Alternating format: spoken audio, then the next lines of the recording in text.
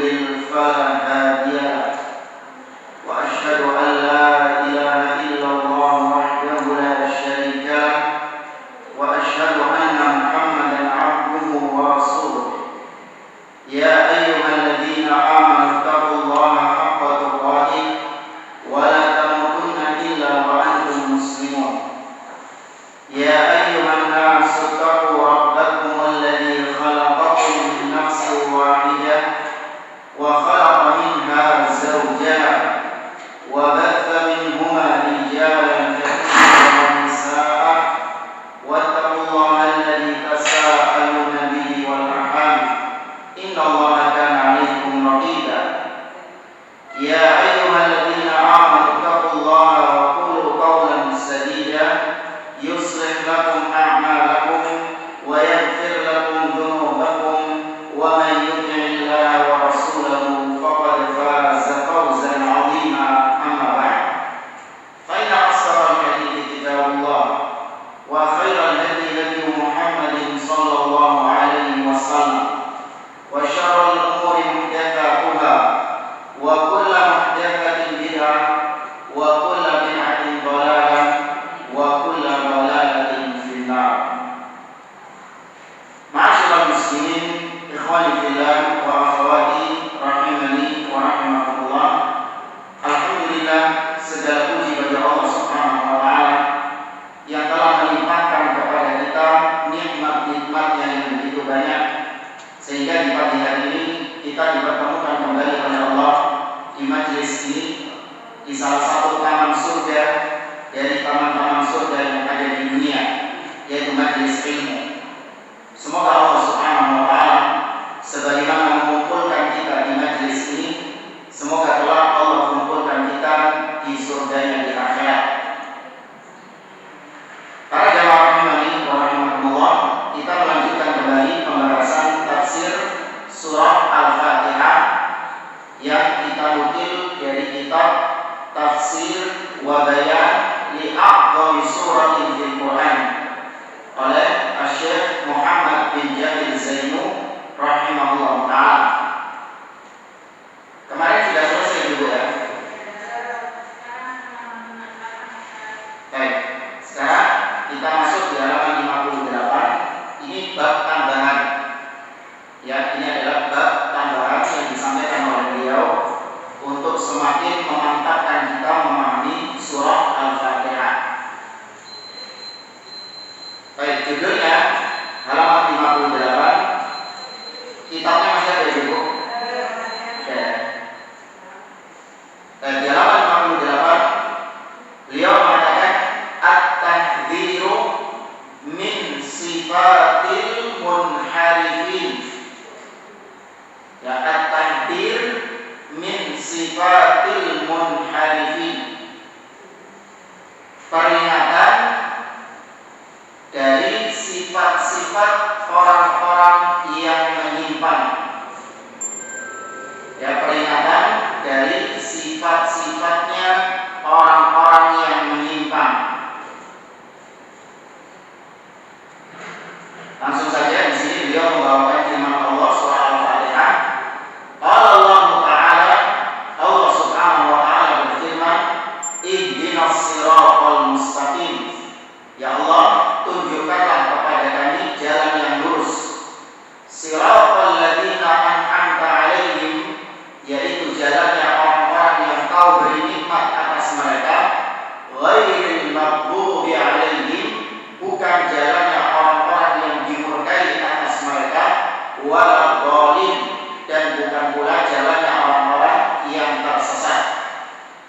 Qala Rasulullah sallallahu alaihi wasallam, Rasulullah sallallahu alaihi wasallam bersabda, al-maghdubi alaihim al-yahud.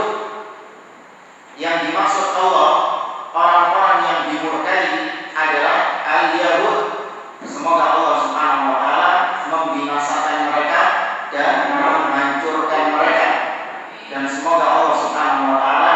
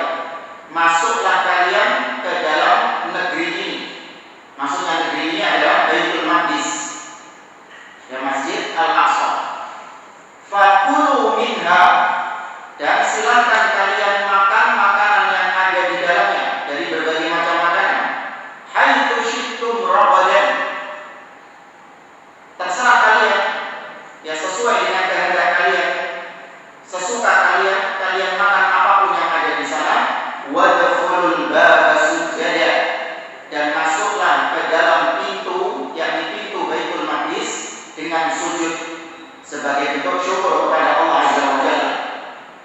Wa qulu hittatun, seraya kalian mengucapkan hittah. Ya, hittah itu artinya ya Allah ampuni aku. Ya Allah hapuskan dosa-dosaku. Ya Allah memerintahkan mereka untuk mengatakan hittah, ampuni kami, ampuni dosa-dosa kami. Naghfir lakum khatayakum, maka kami akan mengampuni kesalahan-kesalahan kalian, dosa-dosa kalian. Wa sanazidul muhsinin, dan kami akan memberikan tambahan nikmat kepada orang-orang yang muhsinin, orang-orang yang berbuat kebaikan. Baik, kemudian di sini dijelaskan oleh beliau ar-rabadu si'atul aish. Yang dimaksud dengan rabadan yang di dalam ayat tadi surat Al-Baqarah ayat 58, kata Allah tadi, faqulu minha haitsu syi'tum rabadan, makanlah kalian sesuka kalian. Ya, ar-rabad artinya si'atul aish, kehidupan yang lapang. Ya, bagi kalian makanan-makanan, minuman-minuman, buah-buahan, ya itu lapang buat kalian. Silakan kalian nikmati. Hittatun, adapun hittatun dalam ayat tadi, wa qulu hittatun, ya hittatun artinya hutta anna dzunubana waghfirha. Ya Allah, hapuskan dosa-dosa kami dan ampuni kesalahan-kesalahan kami. Baik, sudah jelas Ibu? Kenapa? Kepelan.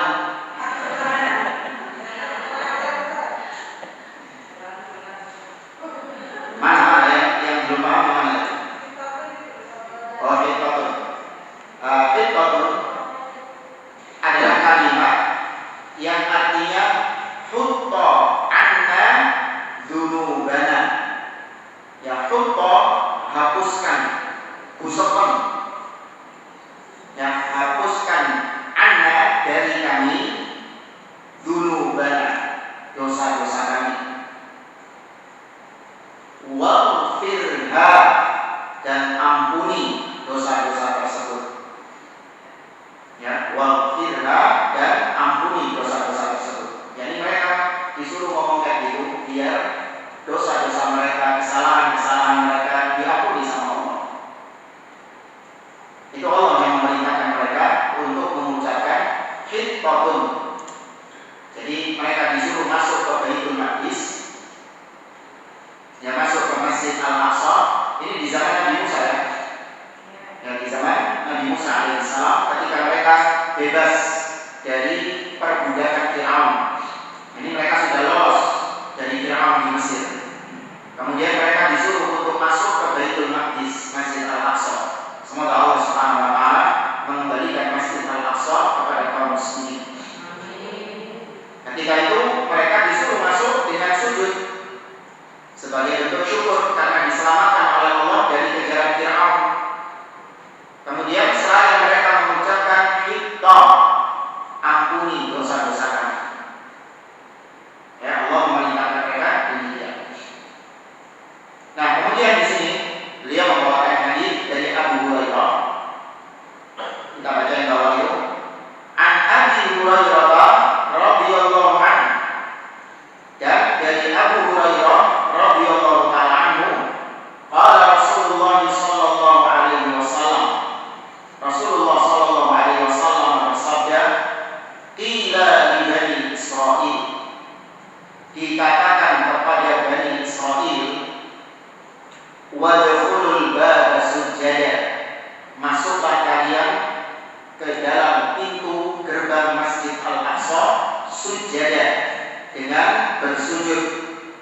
Wa qulu, dan ucapkanlah hittatun. Sudah dari hittatun ya. Ucapkan hittatun. Naghfir lakum khatayakum, niscaya kami, kata Allah, akan mengampuni dosa-dosa kalian. Fabadalu,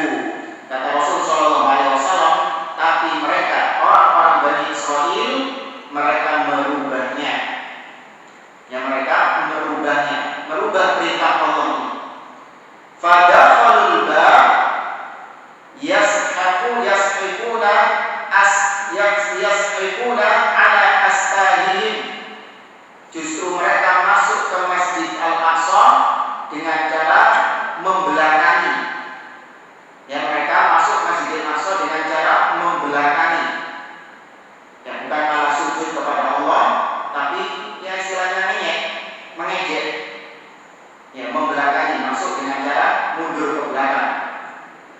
Wa qalu, kemudian mereka merubah hitta menjadi habbatun fi sya'ra.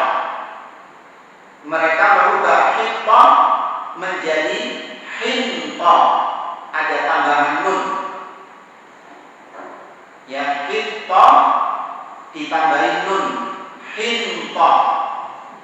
Apa artinya hinta? Biji gandum.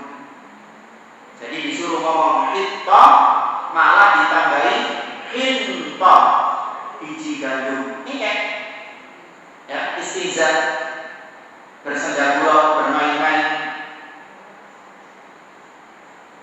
Kemudian astahuhum, ya, astahuhum adbaruhum.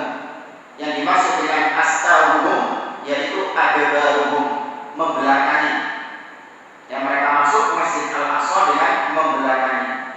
Baik, tapi kalau ditanya, apakah semua Bani Israil ketika itu seperti ini kelakuannya? Jawabannya tidak. Ya, Bani Israil itu adalah kaum keturunan Israil. Siapa Israil? Nabi Yakub alaihissalam. Ya, Nabi Yakub memiliki 12 anak. Di antaranya adalah Nabi Yusuf alaihissalam dan saudara-saudaranya. Nah, masing-masing anak ini memiliki keturunan-keturunan. Nah, itulah 12 suku Bani Israil. Ya, 12 suku Bani Israil. Nah, mereka disebut dengan Bani Israil karena Bani artinya adalah anak cucu. Anak cucunya Israil, yaitu anak cucunya Nabi Yakub alaihissalam. Ya. Dan banyak nabi-nabi yang diutus oleh Allah dari kalangan Bani Israil. Nabi Musa dari Bani Israil. Nah, terus saudaranya Musa siapa? Harun dari Bani Israil.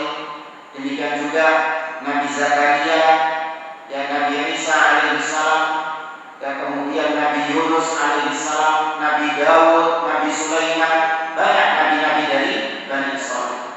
Maka Bani Israil ada yang mukmin dan ada yang kafir. Ya, ada yang beriman kepada Allah dan ada yang kafir. Karena yang dalam surah Al-Maidah yang dilaknat sama Allah itu adalah Bani Israil yang kafir. Bukan semua Bani Israil, jangan dimutlakkan. Kalau Anda mutlakkan berarti para nabi dan rasul dan orang-orang beriman dari Bani Israil, maka juga Anda kafirkan juga. Allah mengatakan dalam surah Al-Maidah, lu'inal ladzina kafaru min Bani Israil ala lisani Daud wa Isa bin Maryam dzalika bima 'asaw wa kanu ya'tadun. Telah dilaknat Bani Israil, yang dilaknat. Lu'inal ladzina kafaru min Bani Israil, telah dilaknat orang-orang kafir dari Bani Israil. Dan bukan lu'ina Bani Israil, bukan. Tapi yang dilaknat orang-orang kafir dari Bani Israil dengan lisan Nabi Daud, melalui lisan Nabi Daud dan Isa bin Maryam.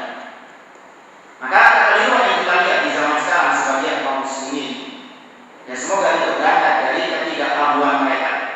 Ketika mereka melaknat, mengutuk, ya, mencela orang-orang Yahudi yang sekarang menjajah kaum muslimin di Palestina, yang membunuh kaum muslimin, yang merampas hak-hak kaum muslimin, menganiaya mereka di Palestina, mereka mencelanya, mengutuknya dengan kalimat Israil. Ya. Israil, la'anahullah, atau dengan plesetan-plesetan Israel. Ya, Israel. Atau apalah dengan kalimat-kalimat yang menggunakan kata-kata Israel. Bukan nama negara mereka Israel. Kita nggak mengakui negara mereka. Dan kita nggak ridho nama Nabi Yakub alaihissalam dipakai buat negara mereka. Maka kalau mau mengutuk, mau mendoakan keburukan atas mereka, gunakan kata-kata al-Yahud, orang-orang Yahudi. Ya, jangan Israel. Jangan menyebut mereka dengan Israel, tambah gede ya sih. Ya, tambah besar kepalanya, negara mereka dibilang Israel. Ya, terlalu mulia yang ada di Israel, untuk digunakan negara penjajah seperti mereka. Sekali lagi, gunakan kata-kata Yahudi. Semoga Allah melaknat orang-orang Yahudi.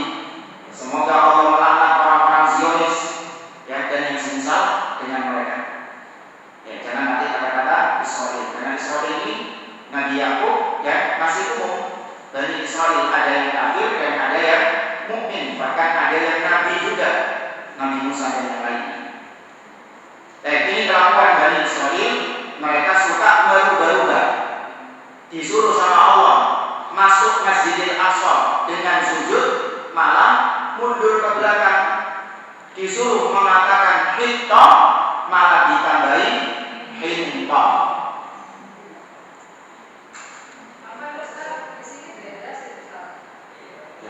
Yang mana?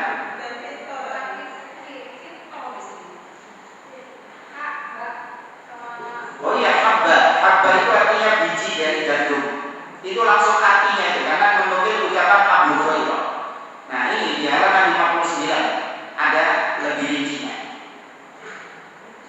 Ya, maka ada sabda di sini. Hah?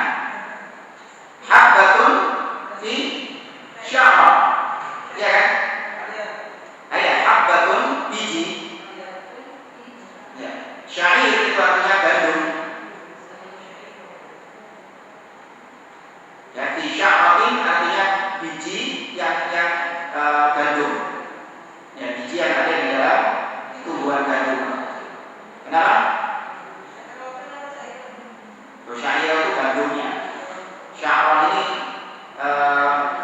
ini apa? Pohonnya atau tanamannya.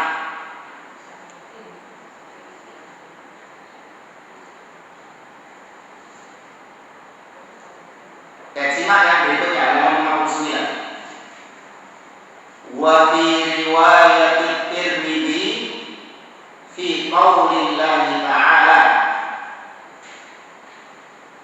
dan dalam riwayat Tirmidzi tentang firman Allah Subhanahu wa taala tadi di surat Al-Baqarah ayat 58, wadkhulul baba sujada, dan masuklah kalian ke dalam pintu Masjid Al-Aqsa Baitul Maqdis dengan sujada, dengan sujud.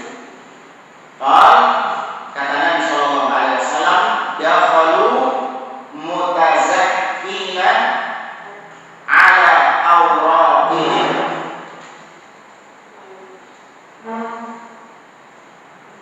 Mereka masuk dengan cara membelakangi Masjid Al-Aqsa dengan punggung-punggung mereka.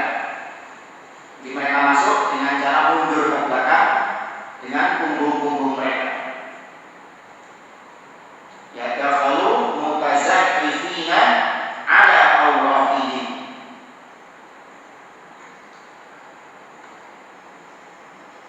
Membelakangi. Ya, awraq itu artinya membelakangi, di belakang mereka. Kata beliau, wa bihadzal isnadi 'anil Nabi sallallahu alaihi wasallam, maka dengan sanad riwayat dari Nabi ini Allah Subhanahu wa taala kemudian melanjutkan firman-Nya di ayat 59, fabaddala alladziina zalamu qawlan ghayra alladzi qila lahum. Maka Bani Israil, orang-orang yang zalim di antara mereka, merubah, mengganti ucapan selain ucapan yang diperintahkan atas mereka. Ya, mereka merubah. Apakah mereka semua? Tidak. Lihat di sini. Fabadzal ladzina zalamu. Yang merubah adalah hanya orang-orang yang zalim saja di antara mereka, bukan semua Bani Israil, tapi yang zalim saja di antara mereka.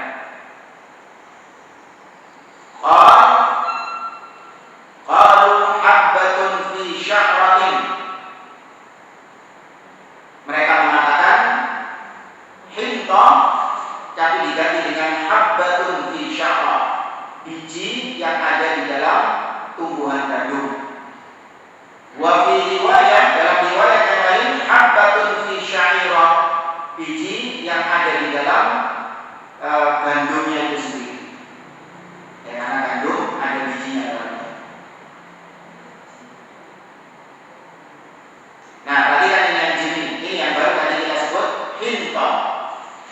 Ya, hintoh itu juga biji gandum. Qala al-Hafidz fil Fath, berkata Al-Hafidz Ibnu Hajar Al-Asqalani dalam Fathul Bariyah, kata beliau, wal hasil annahum khalafu ma umiru bihi minal fi'li wal qawli. Kesimpulannya, kata beliau, bahwa mereka khalafu, menyelisihi, ma umiru, menyelisihi apa-apa yang diperintahkan kepada mereka, minal fi'li, baik itu berupa perbuatan, wal qawli, atau apa? Qaul, ucapan. Apa maksudnya dulu? Mereka menyelisihi perintah Allah, baik yang berupa perbuatan ataupun ucapan. Kalau perbuatan tadi gimana mereka menyelisihinya? Mundur, jalan ke belakang. Kalau ucapannya, hittatun diganti menjadi hintatun, ya habbatun fi sya'irah. Kemudian lanjut lagi kata Ibnu Hajar, fa innahum umiru, sesungguhnya mereka diperintahkan bisujud, dengan sujud, inda intihaihim, ketika mereka sudah sampai di pintu Baitul Maqdis. Itu perintah Allah di situ. Wadkhulul baba sujada, kalian masuk pintu kemudian sujud. Syukran lillahi ta'ala, sebagai bentuk syukur kepada Allah Subhanahu wa ta'ala yang telah memberikan kepada mereka nikmat-nikmat yang banyak, terutama diselamatkan dari Fir'aun dan bala tentaranya yang ditenggelamkannya Fir'aun di laut. Itu perbuatan mereka, disuruh masuk sujud malah mundur. Wa biqaulihim, nah adapun ucapan mereka, hittatun, ya hittatun, fabadalus sujud bizzahfi, mereka mengganti sujud dengan azah, mundur ke belakang. Ini perbuatan. Ya, sujud diganti dengan mundur, berjalan mundur ke belakang. Wa qalu hinta. Apa itu, Ibu? Hinta, ada nunnya itu. Ya. Wa qalu hintatun, harusnya enggak ada nun itu. Hinta itu. Allah nyuruhnya hinta. Badala hinta au qalu hinta wa zadu fiha habbatun fi sya'irah. Mereka mengganti hinta menjadi hinta atau habbatun fi sya'irah, biji yang ada di dalam gandum.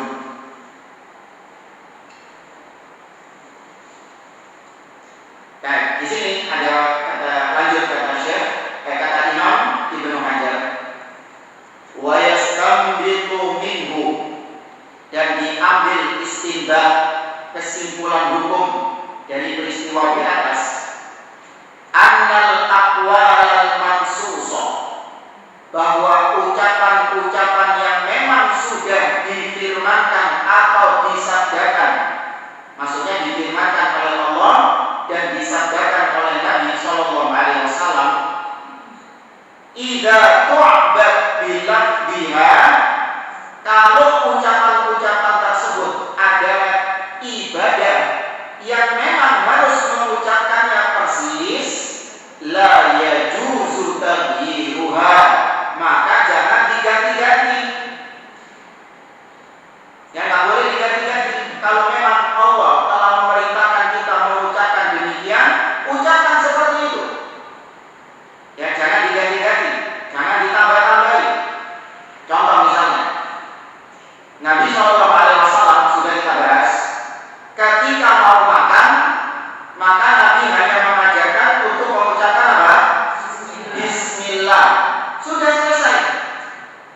Bismillah. Nabi mengatakan kepada bocah, ya ghulam, sambillah. Wahai bocah, ucapkan bismillah. Ya, kemudian juga Nabi Shallallahu Alaihi Wasallam ketika mengajarkan doa berhubungan misalnya, apa doanya? Oh, Bismillah sih. Bismillahi Allahumma jannibna syaitan wa jannibish syaitan ma razaqtana. Nabi hanya mengajarkan bismillah, maka sudah, jangan ditambah-tambahi, jangan diganti-ganti. A'udzubillahi minasyaitonir rajim. Bismillahirrahmanirrahim. Allahumma jannibna syaitan wa jannibish syaitan ma razaqtana. Enggak boleh kita. Kenapa? Katanya bagus. Bagus lebih lengkap. Ya, Nabi Shallallahu Alaihi Wasallam kalau memang seandainya itu lebih bagus dan lebih lengkap, harusnya yang pertama kali ngajarin siapa? Rasul Shallallahu Alaihi Wasallam. Beliau yang paling tahu tentang agama ini.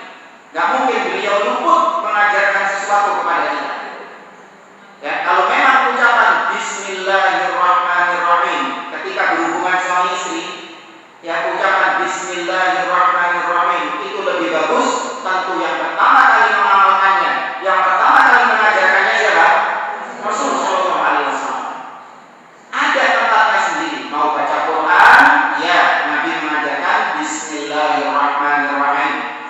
Mau menulis surat, Nabi ketika menulis surat kemudian dikirim kepada raja-raja, Nabi menulisnya dengan membukanya dengan Bismillahirrahmanirrahim. Sudah, ikuti. Sebaik-baik petunjuk adalah petunjuk siapa? Rasul Shallallahu Alaihi Wasallam. Ya, agama ini sudah lengkap, sudah sempurna. Jangan pakai akal-akalan. Bukan lebih baik Bismillahirrahmanirrahim. Yang ditambah lagi Al-Malik, Al-Qudus, Al-Jabbar, Al-Aziz, Al-Halim, Al-Qayyum. Kan lebih lengkap, lebih bagus. Enggak, ada tempatnya sendiri-sendiri. Ya, ada tempatnya sendiri-sendiri. Kalau Nabi sudah mengajarkan demikian, maka jangan dirubah-rubah. Ya, lakukan sesuai dengan apa yang dituntutkan Nabi Shallallahu Alaihi Wasallam. Ya, kata beliau, la yajuzu tagyiruha. Kalau kalimat tersebut sudah dinaskan, istilahnya sudah dinaskan, itu artinya sudah Allah firmankan dan sudah Nabi sabdakan, sesuaikan dengan kalimat tersebut, jangan diubah-ubah. Walau wafaqal makna, meskipun maknanya benar. Memang gak salah maknanya. Ya memang gak salah maknanya. Contoh ya, misalnya kalimat takbir itu apa? Allahu Akbar. Ketika kita rubah dengan Ar-Rahmanu Akbar, maknanya sama nggak? Loh, kok beda? Emang beda person ya Allah sama Ar-Rahman itu? Apa maksudnya? Allah sama Ar-Rahman beda person? Sama. Allah ya dia,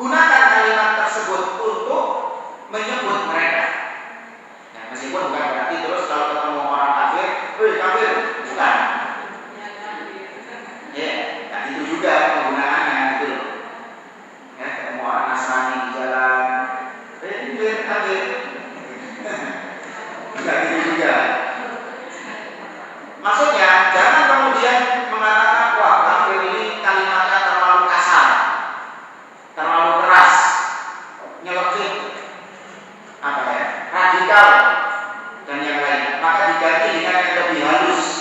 Apa? Non muslim. Ya, qul ya ayyuha non muslim. Jangan, nggak boleh. Ya, nggak boleh. Mereka menyebut, Allah menyebut mereka kafir, maka kafir artinya nggak beriman.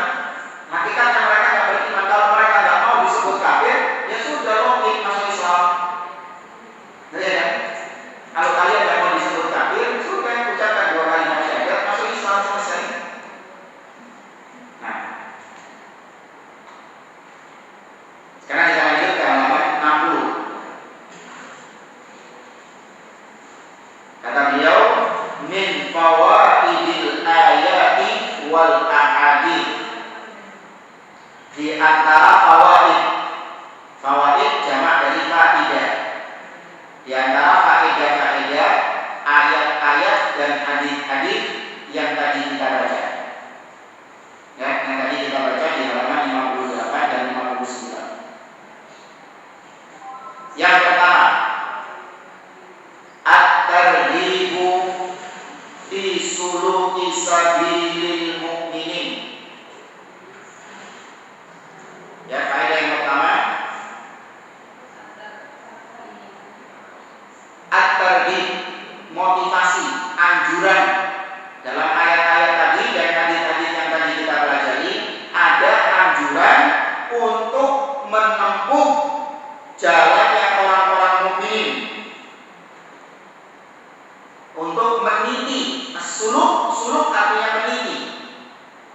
Ya, untuk meniti jalannya orang-orang mukmin. Sebaliknya, wa tarhib min sulukil yahud al-maghdubi alaihim. Di dalam ayat-ayat dan hadis tadi ada tarhib. Tarhib pakai ha itu artinya ancaman.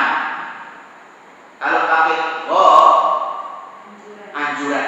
Tarhib, anjuran. Kalau tarhib, ancaman, peringatan. Ya, peringatan, tarhib. Min sulukil yahud, peringatan dari jalannya, dari meniti jalan orang-orang Yahudi, al-maghdub alaihim, yang mereka dimurkai, ya, yang dimurkai oleh Allah SWT. Kenapa? Likufrihim, karena kekufuran mereka. Mereka dimurkai karena kekufuran mereka. Wa ifsadihim, dan karena perbuatan-perbuatan mereka yang merusak. Ya, karena kerusakan-kerusakan yang mereka perbuat. Wa qatta'ul amal, dan karena mereka meninggalkan amal. Maksudnya mereka punya ilmu namun tidak diamalkan. Mereka tahu kebenaran tapi tidak dijalankan kebenaran tersebut. Ini ada di meskipun surat Al-Fatihah al-maghdub alaihim itu yang dimaksud Yahudi, tapi yang diperingatkan itu juga kita. Artinya kita jangan sampai punya sifat seperti sifatnya orang-orang Yahudi, tahu kebenaran namun tidak menjalankan kebenaran tersebut. Tahu yang hak namun diputarbalikkan, dipermainkan yang hak ini. Wa minan nasara, dan juga ancaman, peringatan dari jalannya orang-orang an-nasara, ad-dhalin, yang tersesat, alladzina faqadu al-ilma, yang mana mereka telah kehilangan ilmu, artinya nggak punya ilmu. Ya, mereka tidak memiliki ilmu.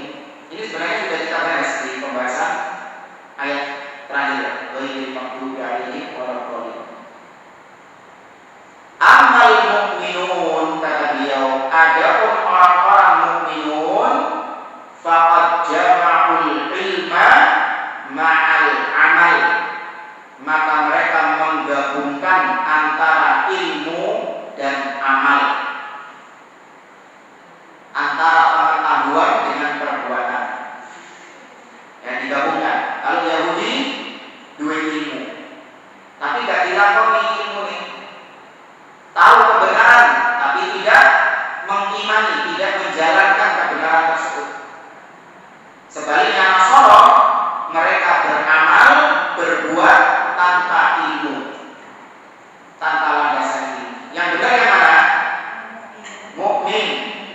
Mereka berilmu terlebih dahulu, baru kemudian beramal. Yang kedua, at-tanziru min tahrifin nusus syar'iyyah. At-tanzir min tahrif an-nususi asy-syar'iyyati.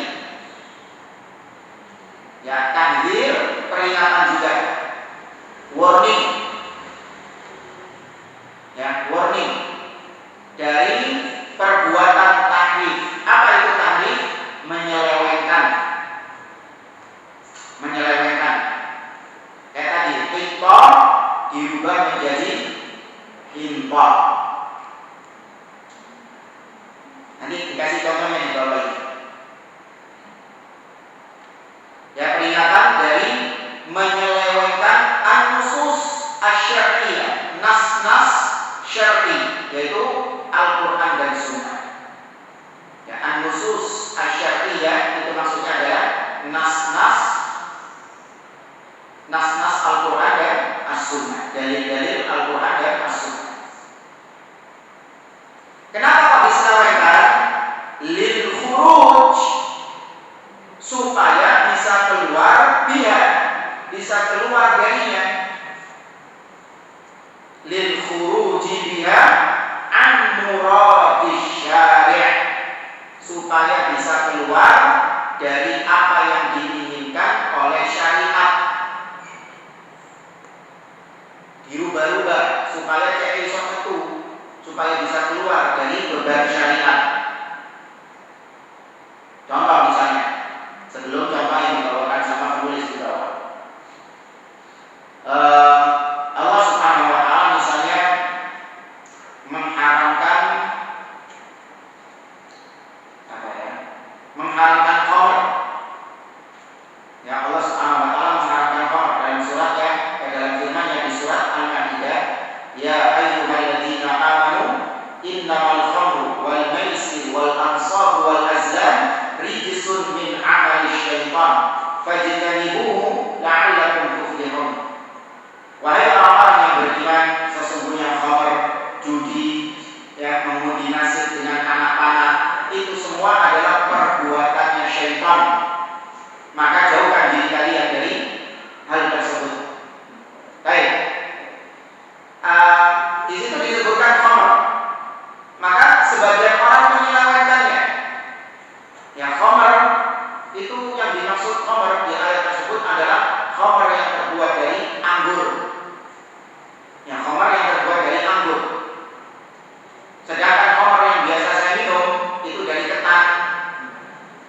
Iya, tapi maka nggak masuk dong ayatnya dong. Ya, nggak masuk ayat itu. Nah, ini tujuannya dia merubah apa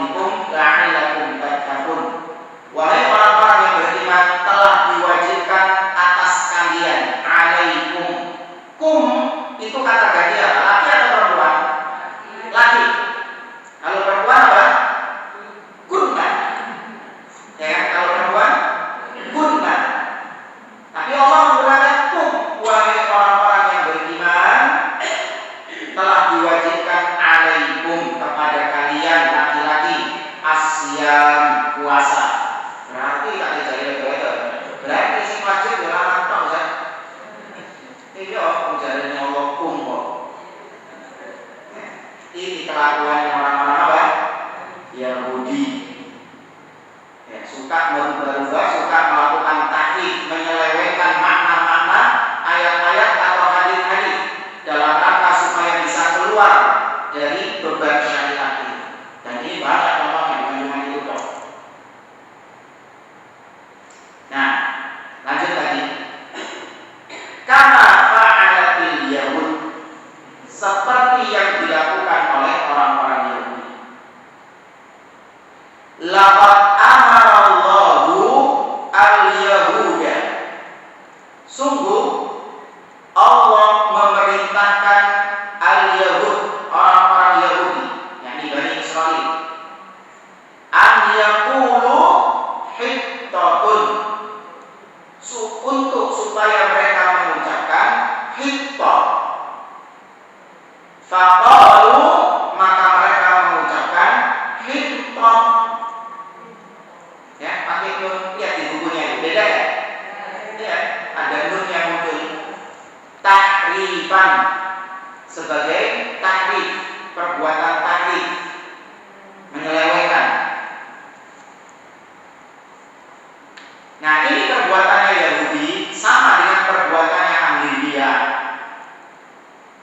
dalam masalah sifat-sifat Allah Subhanahu wa taala. Tadi kan pemilikan Yahudi dengan ahli bid'ah dari kalangan Mu'tazilah, dari kalangan Jahmiyah, atau yang semisal dengan mereka Asy'ariyah yang suka merubah-rubah sifat Allah Subhanahu wa taala. Perhatikan di sini, wa akhbaranallahu, dan Allah mengabarkan kepada kita annahu istawa 'alal 'arsy. Allah mengabarkan kepada kita bahwa dirinya Allah itu istawa 'alal 'arsy. Istawa itu artinya adalah ala wartafa, tinggi di atas langit, tinggi di atas arsy-Nya. Itu artinya istawa dalam bahasa Arab. Ya, istawa artinya tinggi di atas, terpisah. Jadi yang dikatakan Allah itu bersatu dengan arsy, tidak. Allah terpisah dengan arsy, di atas arsy-Nya, singgasananya. Nah, maka tadi di sini faqalal muta'awwilun, maka orang-orang yang suka melakukan takwil itu sama seperti takrif.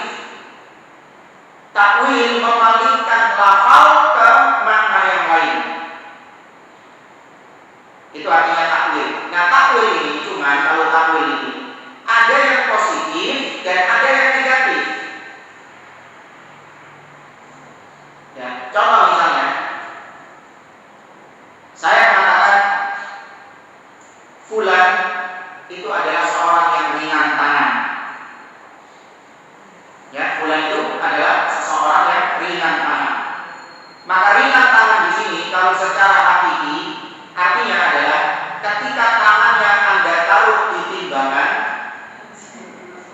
maka enteng.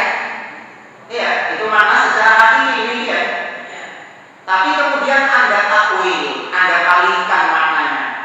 Oh tidak, ringan tangan di situ artinya dermawan, suka memberi. Ini takwil, tapi takwil yang dibenarkan, positif. Nah, di dalam Al-Quran juga ada takwil-takwil yang dibenarkan, sepanjang memang didukung dengan dalil-dalil dan didukung dengan kaidah-kaidah bahasa Arab. Ya, dengan kaidah-kaidah bahasa Arab itu memang boleh digunakan.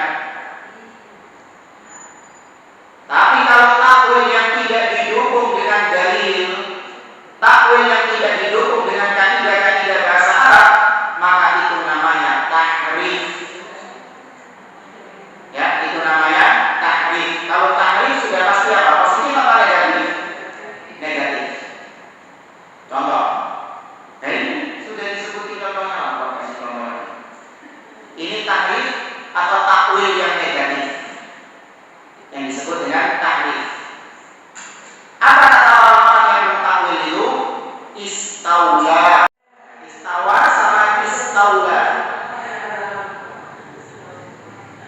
Berarti ditambahi huruf lam. Nah, lihat di sini kata beliau, fanzur, maka perhatikanlah. Ma asbaha lamuhu, alangkah miripnya lam mereka, maksudnya lamnya ahli bid'ah, lam yang dalam istaula itu, alangkah miripnya allati zaduha binunil yahud, allati zaduha, alangkah miripnya lam mereka yang mereka tambahkan. Tadi istawa ditambahi lam sama mereka menjadi apa? Istaula. Alangkah miripnya dengan huruf nun. Nunnya siapa? Iya, itu siapa yang melakukan itu? Yahudi. Ya, alangkah miripnya lam mereka dengan nunnya Yahudi yang mereka tambahkan dalam kalimat fi hitta, dalam kalimat hitta. Faqalu hintatun, yang mereka kemudian berubahnya menjadi hintatun. Paham Ibu? Ya, ini contoh saja. Banyak contoh-contoh lain. Orang-orang ahli bid'ah melakukan tahrif, menyelewengkan firman-firman Allah Subhanahu wa Ta'ala. Kemudian poin yang ketiga,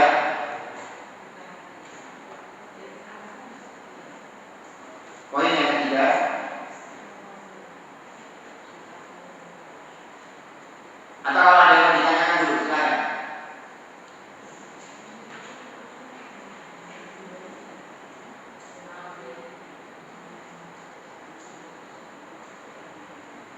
Tidak ada. Baik, lanjut ya. Poin yang ketiga, laqad tajarra'a ba'dul mufassirin kas-Sabuni fi safwatit tafasir. Sudah? Baik, simak. Wa min hadzal tahrif, dan di antara bentuk tahrif ini, ma sami'tuhu, apa yang pernah aku dengar, yakni penulisnya ini kisah dari penulisnya ini.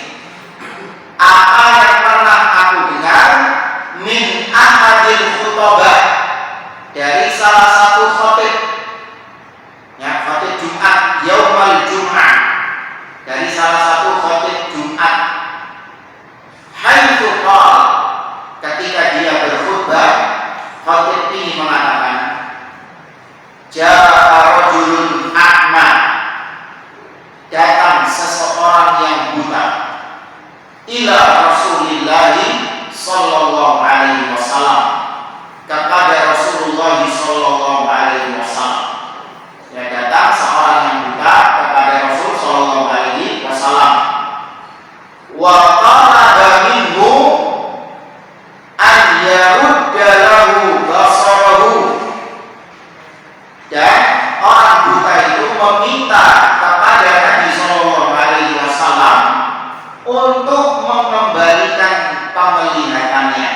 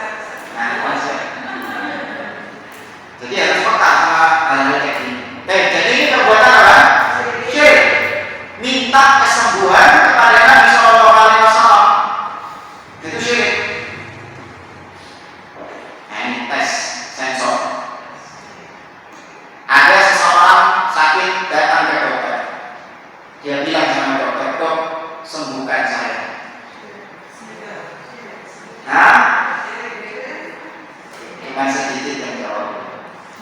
Sama juga perbuatan syirik. Ustaz, kalau oleh berobat ke dokter berarti beda.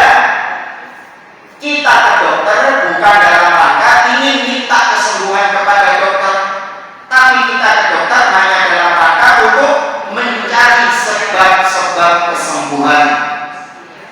Ya, mencari sebab-sebab kesembuhan, berusaha untuk mencari sebab kesembuhan, atau bahasa kita ikhtiar. Tapi kita meyakini yang menyembuhkan siapa? Allah, bukan dokter, bukan obat. Allah mengatakan wa yamsaskallahu bidurrin fala kashifa lahu illa hu. Apabila kalian ditimpa mudarat, yang penyakit, musibah, tidak ada yang bisa mengangkatnya kecuali Dia, kecuali Allah Subhanahu wa taala. Nabi Ibrahim juga mengatakan wa idza maritu fa huwa yashfin, dan apabila aku sakit maka Dialah yang menyembuhkan. Dokter bukan penyembuh, obat juga bukan penyembuh. Bahkan Rasulullah SAW tidak bisa menyembuhkan. Ya, Nabi SAW tidak bisa menyembuhkan dengan sendirinya. Ya, tapi yang menyembuhkan Allah Azza wa Jalla. Baik, lanjut lagi kisahnya ya. Kata khotib Jumat tadi, ada orang buta datang kepada Nabi SAW, dan orang buta ini meminta kepada Nabi untuk mengembalikan penglihatannya. Faraddahu basarahu, maka Nabi pun mengembalikan penglihatannya. Ya, kata khotib tadi, Nabi pun mengembalikan penglihatannya. Akhirnya semuanya mana bisa lihat lagi orangnya, gak buta lagi. Nah, walamma intaha laqituhu, dan ketika selesai Jumatan, ya, intaha buyar, aku menemuinya. Ya, ditemui khotib sing khotbah imam ini, sing khotbah Jumat tadi, diparani sama syekh penulis kitab ini. Wa qultu lahu, dan aku berkata kepadanya, hadzal ladzi dzakartahu nassal hadits. Wahai khatib, itu cerita yang kau ceritakan tadi itu di khutbah tadi itu, apakah memang seperti itu hadisnya, nas hadisnya, teks hadisnya? Anda yang mau bukan teks hadisnya itu? Inna nassal hadithi yaqulu, halaman 63. Karena teks hadisnya itu berbunyi demikian. Nah, dibacakan sama syekhnya teks hadisnya ini. Ja'a Ahmad ila Rasulillah sallallahu alaihi wasallam. Datang seorang yang buta kepada Rasulullah sallallahu alaihi wasallam. Ini teks yang asli ya, ini ya. Ini yang sahih. Ini teks yang asli. Wa qala, maka orang yang buta ini mengatakan, ya Rasulullah, wahai Rasulullah, ud'ullah an yu'afiyani, berdoalah kepada Allah agar Allah menyembuhkan aku. Betul kan? Lain kalau orang yang diceritakan tadi sama khotib datang kepada Rasul, langsung minta kesembuhan kepada Rasul. Sedangkan pada aslinya di teks hadisnya riwayat Tirmidzi, orang ini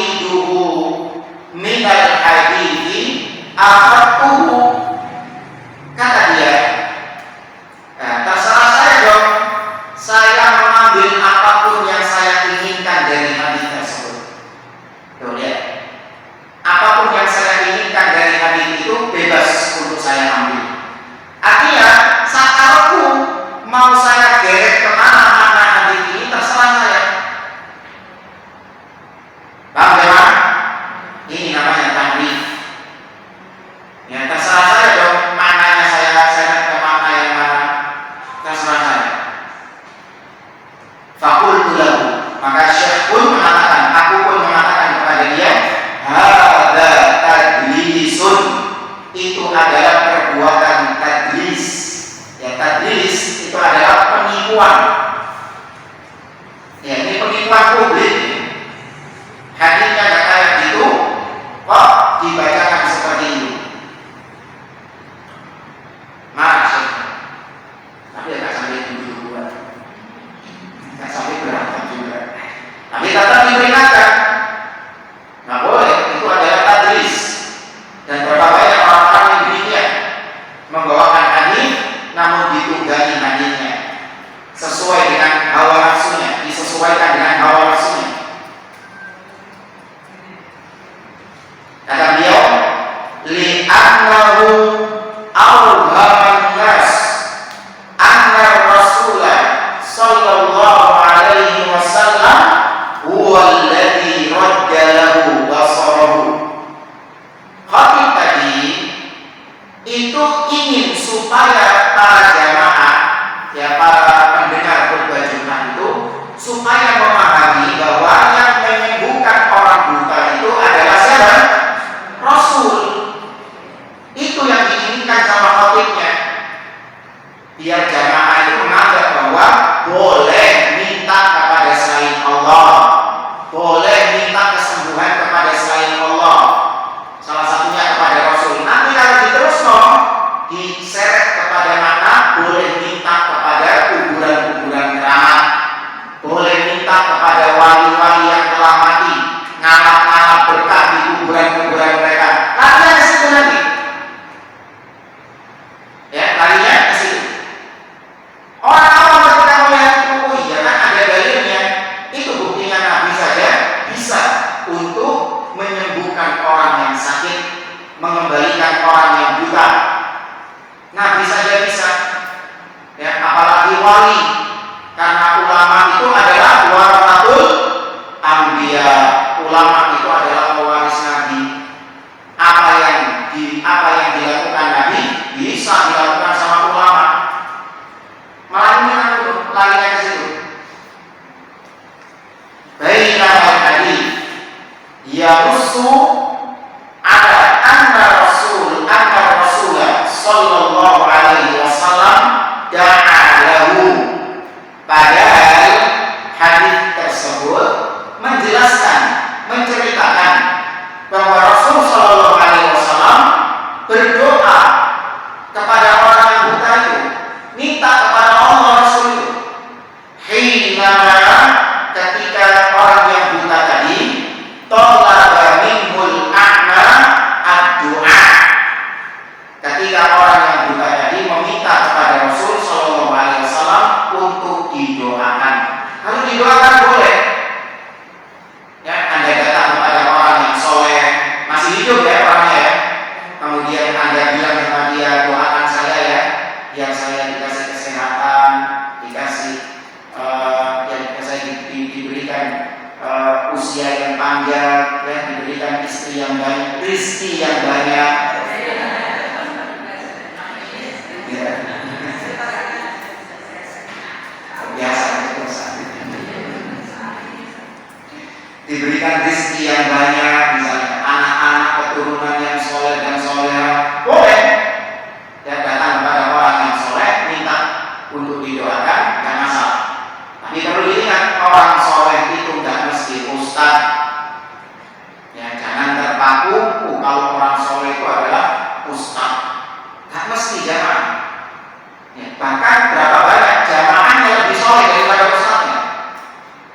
Iya, jamaahnya lebih soleh daripada ustaznya. Maka Anda lihat saja, meskipun dia bukan ustaz, tapi kalau dia ini orang yang iltizam, orang yang komitmen dengan agamanya, orang yang benar-benar menjalankan ketaatan kepada Allah, tidak Anda ketahui dia ini menyimpang, tidak Anda ketahui dia ini pelaku-pelaku maksiat, maka apa? Ya, Anda minta doa kepada orang tersebut, meskipun dia ini bukan penceramah, bukan ustaz, nggak ada gelarnya dia itu. Nah, wahiyah mu'jizatun lirrasuli sallallahu alaihi wasallam. Dan itu termasuk mukjizat. Ya, doanya Nabi itu mukjizat. Allah berikan kepada Nabi sallallahu alaihi wasallam. Faradallahu lahu basarahu.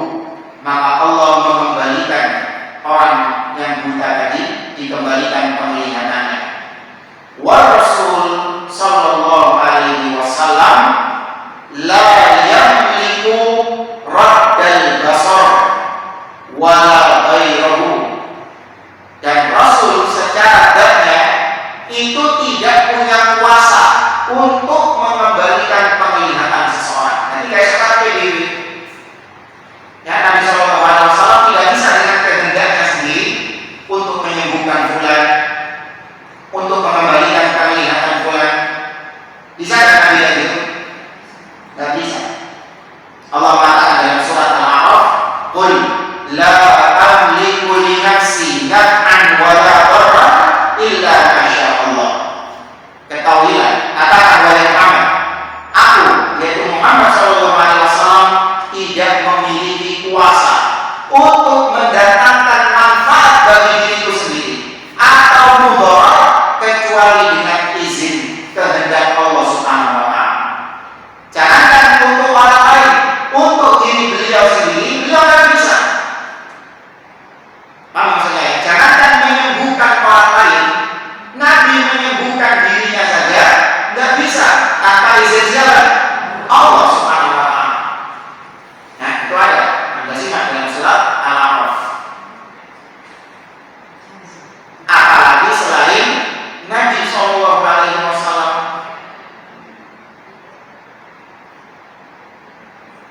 Baik, lanjut ke poin yang kelima. Ini sambil bawah saja. Nanti pertemuan depan, insya Allah kita bahas tentang makna amin. Ya, halaman 64 itu makna amin. Kita kalau baca surat Al-Fatihah dianjurkan membaca amin. Apa artinya amin itu? Ini dibahas sama beliau sampai 3 halaman. Dan kita masih di halaman 63. Poin yang kelima. Kata beliau, hadza tahrif. Tahrif ini alladzi dzakarahu Ibnul Qayyim, yang disebutkan oleh Ibnul Qayyim fi tabdilin nusus, tentang masalah mengganti-ganti, merubah-rubah teks, ya, an-nusus, teks dalil, hadis ataupun Quran. Ya, tabdil itu artinya mengganti-ganti, merubah-rubah.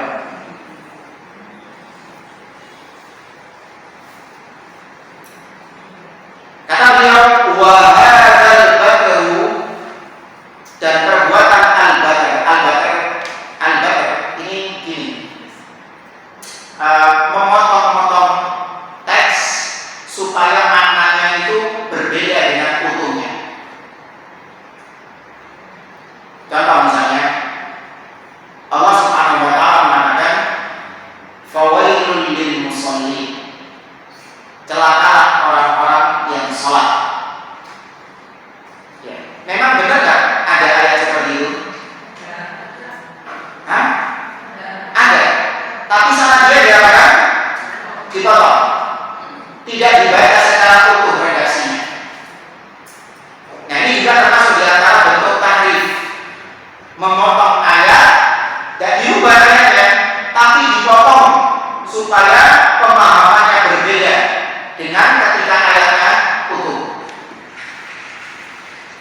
Ya, supaya pemahamannya berbeda dengan ketika ayatnya utuh. Wa hadzal badr, itu namanya al-badru. Ya, al-badru, memotong-motong ayat atau hadis. Wa hadzal badru li awwalil ahadits alladzi ghairul ma'na huwa min amali ahli kitab. Perbuatan memotong-motong ayat, memotong-motong hadis, seperti tadi yang dilakukan sama khotib Jumat tadi, kan dipotong sama dia hadisnya, kemudian diubah. Ini kata beliau termasuk perbuatan ahlul kitab, ya, perbuatannya Yahudi dan Nasara.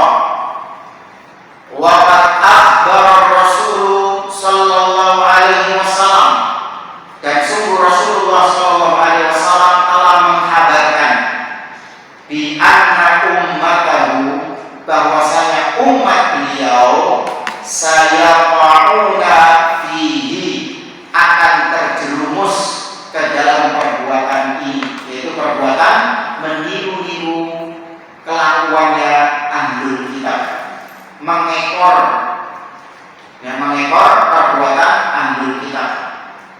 Faqala muhaddiran, maka Nabi Shallallahu Alaihi Wasallam bersabda dalam rangka untuk mentahdir, memperingatkan umat, la tattabi'unna sanana alladzina man qablakum, sungguh kalian wahai umat Islam akan mengikuti sanan itu artinya kebiasaan, sunnah itu artinya kebiasaan,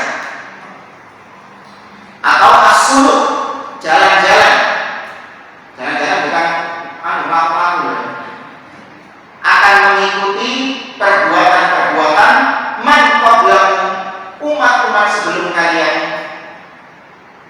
akan mengikuti kebiasaan mereka, shibron bi shibrin, sejengkal demi sejengkal, wa dhira'an bi dhira'in, sehasta demi sehasta, hatta law salaku juhra babbin, sampai seandainya mereka, yakni orang-orang ahlul kitab, masuk ke dalam lubang bom. Apa bom itu? Kadrun. Iya, kadal gurun. Iya, biawak gurun pasir bom. Tidak ada di sini. Duduknya ambil ya. Beda. Ya, nanti lihat di Google, tulis saja. Kalau nggak ada keyboard bahasa Arabnya, tulis dot DHUB itu kalau nggak salah tulisannya. DHUB dot, mungkin muncul itu. Tapi kalau ada yang keyboard bahasa Arabnya, ya tinggal tulis saja dot sama dot. Ya bentuknya kayak kadal gitu. Halal dimakan. Ya. Mungkin kalau ibu berkesempatan semuanya, nah itu cari restoran yang jual dot. Katanya teman-teman sih enak, gurih, tapi belum bentuk kewan tak kolu. Iya. Belum lihat bentuk hewan itu tak kolu. Tapi katanya enak, gurih. Halal itu. Cuma Nabi Shallallahu Alaihi Wasallam nggak suka. Nabi tidak memakan, karena itu bukan kebiasaan Nabi makan dot. Tapi Nabi mempersilahkan para sahabat-sahabat untuk memakan dot ini. Nah, dot ini punya lubang. Jadi mereka bikin lubang di padang-padang pasir untuk mereka masuk ke lubang tersebut. Ini kiasan dari Nabi. Nabi bukan kiasan. Apa istilahnya? Iya, kiasan. Ya, Nabi mengkiaskan, kalaupun seandainya ada orang-orang ahlul kitab Yahudi lagi viral, lagi ngetrennya mereka itu memasukkan diri ke lubang dot. Lagi viral ini, ngapain? Challenge masuk ke lubang dot. Kan usul kan gitu kan? Challenge ngawur-ngawur. Mewah ya orang-orang Islamnya, mewah.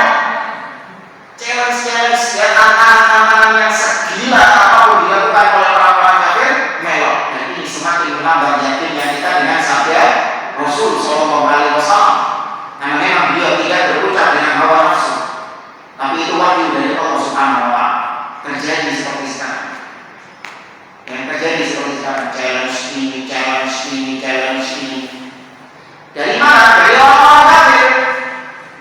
Ya kan? Dan di Indonesia melok bisa. Ya, apalagi dengan platform yang ada di media sosial. Ya, semakin memudahkan mereka menghubungi. Seandainya mereka masuk ke lubang dot, kalian juga akan ikut masuk ke sana. Qalu al-yahudu wa nasara, kata para sahabat, apakah yang dimaksud adalah Yahudi dan Nasrani? Faman, siapa lagi? Faman ghairuhum, siapa lagi kalau bukan mereka? Inilah yang harus kita boikot. Ini yang wajib untuk kita boikot. Dan ini yang paling berpengaruh untuk mengalahkan orang-orang Yahudi. Ya, paling berpengaruh mengalahkan orang-orang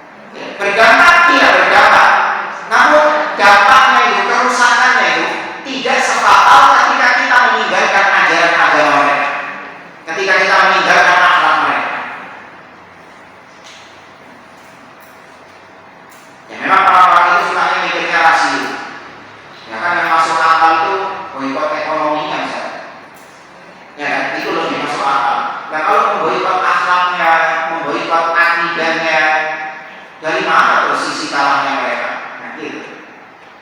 Mereka menganggap bahwa kalahnya orang-orang Yahudi itu karena usaha kita. Tidak, itu semua dari siapa? Allah. Allah yang memberikan kemenangan dan Allah yang memberikan kekalahan. Dan Allah tidak akan memberikan kepada kaum muslimin kemenangan kalau kaum muslimin masih mengekor kepada mereka, masih berakidah seperti akidahnya mereka, masih berkelakuan seperti kelakuannya mereka. Ya, maka tinggalkan agama-agama mereka, karena Nabi sudah jauh-jauh hari memperingatkan kita dari bahaya tasyabbuh yang meniru-niru mereka, mengekor kepada mereka. Dan kita seorang muslim punya jati diri. Kita seorang muslim punya akidah sendiri. Gak perlu impor dari negara, dari orang-orang kafir. Gak perlu impor ibadah mereka. Gak perlu impor akidah mereka. Kita umat Islam sudah lengkap agama kita ini. Ya, agama kita sudah lengkap. Gak perlu impor dari mereka. Oke, kalau ta'ala mungkin ada sisa waktu, barangkali ada yang mau ditanyakan, silakan. Kalau nggak ada, alhamdulillah.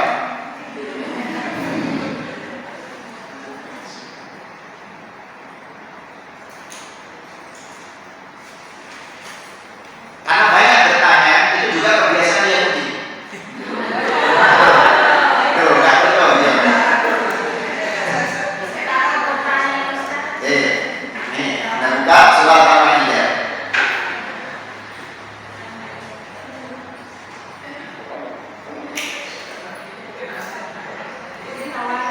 Surat Al-Maidah ayat 101.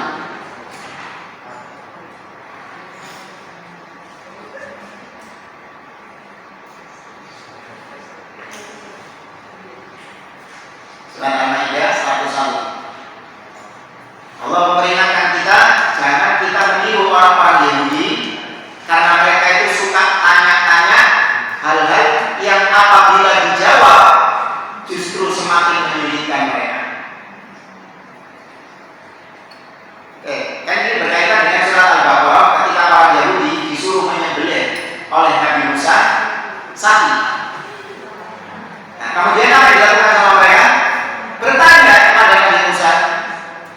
Ya, qalu lana rabbaka yubayyin lana ma launuha. Wahai Musa, apa warna sapinya? Iya. Kebanyakan tanya. Nah, di sini surat surat Al-Maidah ayat 101 Allah mengatakan, ya ayyuhalladzina amanu la tas'alu an asya' in tubdalakum tasukum. Wahai orang-orang beriman, jangan kalian bertanya tentang perkara-perkara yang telah dijelaskan kepada kalian, yang justru ketika kalian bertanya itu akan semakin menyulitkan kalian. Ya kan, semakin menyulitkan kalian. Jadi memang pertanyaan-pertanyaan ini kita nggak tahu ya apa tujuannya. Yang pertama, ada orang yang bertanya karena memang dia nggak paham dengan permasalahan yang sedang dibahas. Ini bagus. Kalau nggak tanya paham, ditanyakan. Kalau nggak paham ditanyakan. Ini bagus. Supaya dia bisa menjalankannya dengan benar. Yang kedua, ada orang bertanya cuma hanya untuk menebarkan syubhat, yang menebarkan keraguan-keraguan kepada para jamaah. Yang keempat, ada yang bertanya karena memang dia nggak tahu, tapi pertanyaannya itu nggak penting, nggak tahu dia. Memang dia murni bertanya, bukan untuk ngetes ustaznya, bukan untuk menebarkan syubhat. Dia memang nggak tahu, tapi itu pertanyaan-pertanyaan yang nggak penting. Contoh, Ustaz, kalau kita di bulan sholatnya ngadep mana, Ustaz? Paham ya? Kalau kita mendarat di bulan sholatnya ngadep mana? Itu pernah ditanyakan oleh Syekh Sulaiman Ar-Ruhaili, seorang imam khatib yang aktif sekarang di Masjid Kuba, dan beberapa kali datang ke Indonesia. Bulan lalu datang ke Indonesia, Syekh Sulaiman Ar-Ruhaili. Beliau pernah ditanya tentang pertanyaan demikian. Apa jawaban beliau? Nanti ketika kau sudah sampai bulan, baru tanyakan ke saya. Ada juga yang bertanya kepada beliau,